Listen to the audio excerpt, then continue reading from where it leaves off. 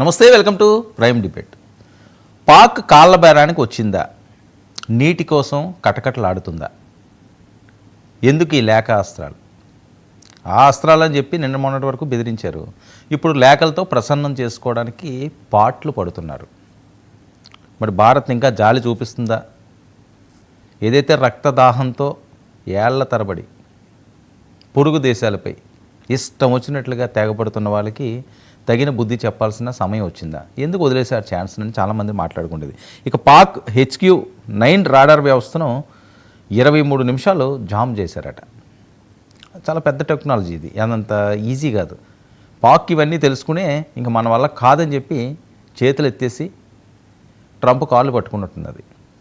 ఆయన ఏదో అక్కడి నుంచి రాయపాలన చేసినట్లుగా ఒక మెసేజ్ పంపించడం.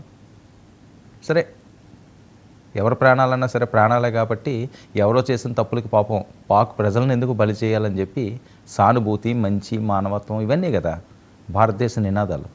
సో అందుకని ఈసారికి వదిలేశారు. కానీ ఇంకా ఏమైనా చెలరేగిపోతాం, ఎగస్ట్రాలు చేస్తామంటే ఈసారి ఆ పరిస్థితి ఉండదు అని చెప్పి హెచ్చరిస్తున్నారు.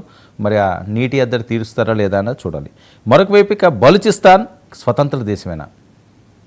సో మొక్కలైపోతున్నదా పాకిస్తాన్? ఇది న్యూక్లియర్ బంకర్ల ధ్వంసం, పాకిస్తాన్ గేమ్ ఓవర్ అని చెప్పి మరొక ప్రచారం జరుగుతుంది. పాక్పై ప్రతీకారం తీర్చుకుంది భారత్. అయితే అక్కడ ఉన్న ఎవరైతే హిందువులు ఉన్నారో వాళ్ళ మీద దుశ్చర్యలకు పాల్పడుతున్నారని ఇవన్నీ చర్చతో ఈనాడు ప్రైమ్ డిబేట్లో మనతో పాటుగా చర్చలో పాల్గొంటున్నారు శేషాద్రిరావు గారు, మాజీ ఎయిర్ ఫోర్స్ అధికారి, మనతో పాటుగా లైవ్లోకి అందుబాటులోకి రానున్నారు.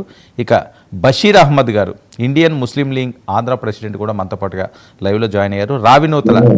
రావినూతల శశిధర్ గారు, VHP జాతీయ అధికార ప్రతినిధి కూడా కాసేపట్లో మనతో పాటుగా లైవ్లోకి అందుబాటులో ఉన్నారు. ముందుగా శేషాద్రిరావు గారు వెర్షన్ తీసుకుందాం. శేషాద్రిరావు గారు నమస్తే. నమస్తే అండి. సార్, పాక్ కాళ్ళ బేరానికి వచ్చినట్లేనా, నటిస్తుందా?